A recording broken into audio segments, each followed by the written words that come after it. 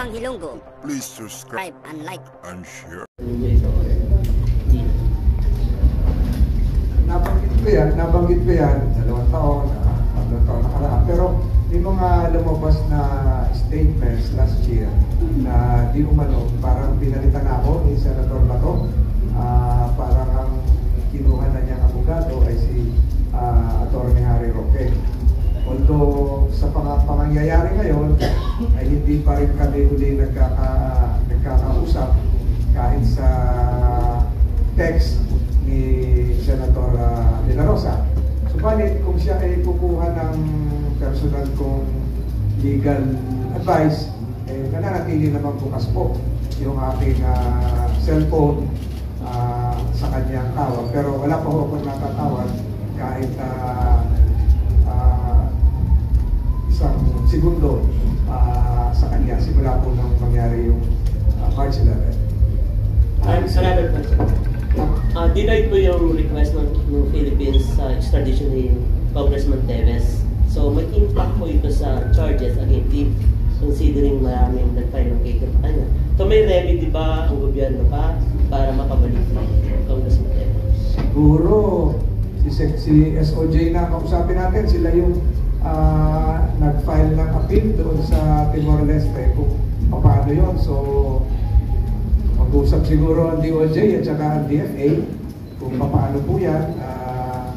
Hindi natin ma-invoke yung mga ASEAN treaties natin. So, hayaan mo na natin sila. Evolving news, breaking news pa ata yan. So, hayaan natin ang DOJ na mag-take na necessary steps katulong po ang Department of Foreign Affairs. Thank you. Next reporter, please. Good afternoon, Ronald Calitzo, of Kyodo News, Japanese News Agency. After the ratification of the RAA last year, our government has wrapped up negotiations for BFA with New Zealand and Canada. So as members, aspiring members of the Senate, which ratifies treaties and BFAs, how do you view this growing number of BFAs with foreign countries? And right now, actually, I think we're talking with French also. Tama po yun, hindi lang French, dagdag ko na nakapila rin ng Germany. So, nagpapatunay na ito na yung posisyon ng Pilipinas patungkol po sa mga challenges natin ngayon involving the international law of the sea ay tama.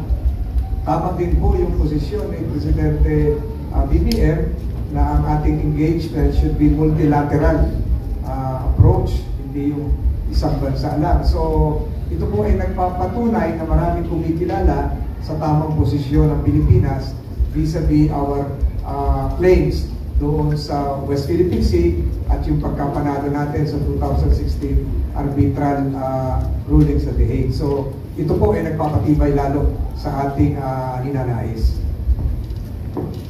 Thank you. Meron po bang karagdagang kasagutan na ating mga senatorial candidates? Alright, if none, we move on to the next reporter. Hi, good afternoon po. I'm Mereles Moras from PTV. Alam ko po na-discuss na to sa mga nauna nating mga press con, pero just to highlight or baka po may additional views pa tayo about fake news.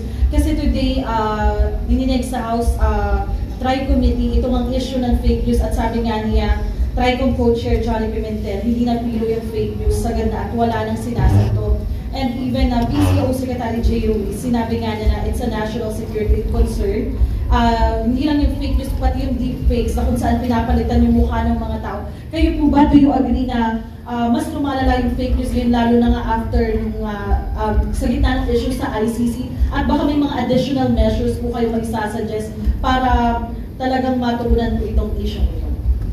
Yes, that is my top 10. Sa top 10 yun, anti-fake news law, dapat, and anti-fake content.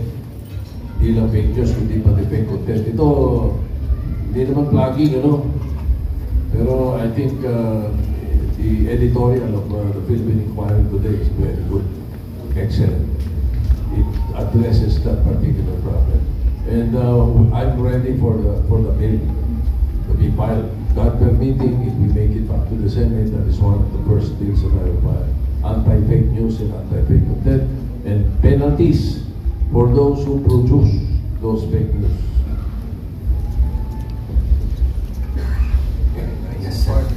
advocacy of Senator Soto. Alam niyo naman, nabiktima rin ako nung first week of March. Hindi naman namaril daw ako. Hindi ko na maintindihan kung saan nanggaling yung balitang yun, pero nag-apologize naman yung isang news organization sa live TV. Patay pa yung binaril ko. Buhay yung dalawa. May mga ganun talaga, pero nakakalungkot din. So I support any initiative that would really ferret out the truth, exercise responsible journalism without diminishing freedom of expression and of the press. Right, sir.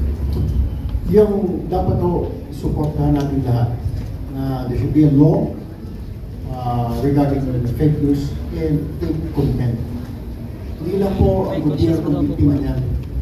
Every individual nagiging biktima po yan. Sa office namin, sa action center namin, every day may nagreklamo na yung kapitbahay niya, may pinost na kung ano-ano pinagsasabi tungkol sa kanya o tungkol sa pamilya niya. Then the next day, iba na naman.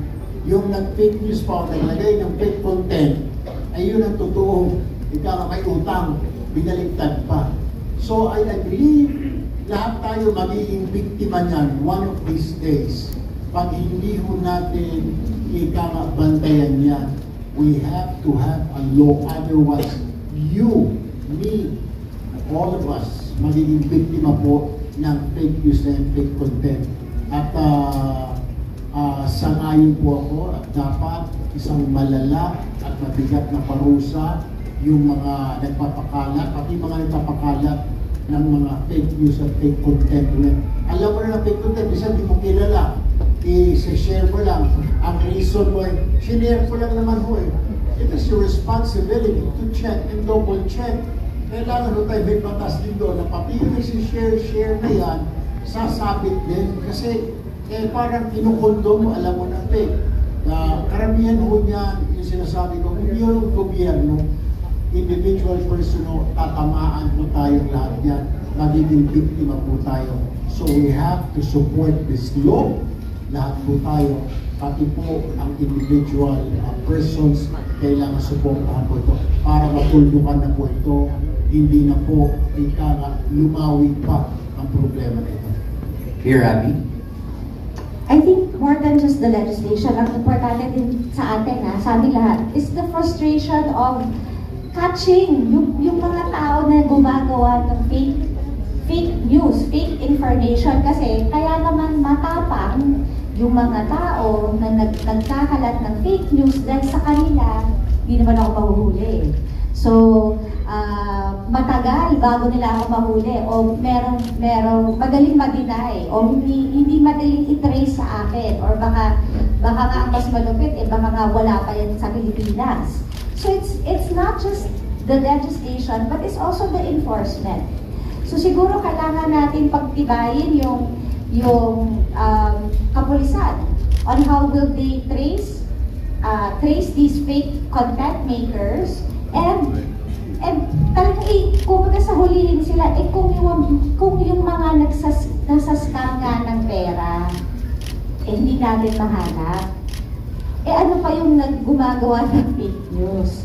Yung mga taong nawalan ng pera dahil na-scam sila, yung mga love scam, hindi pa rin natin mahuli.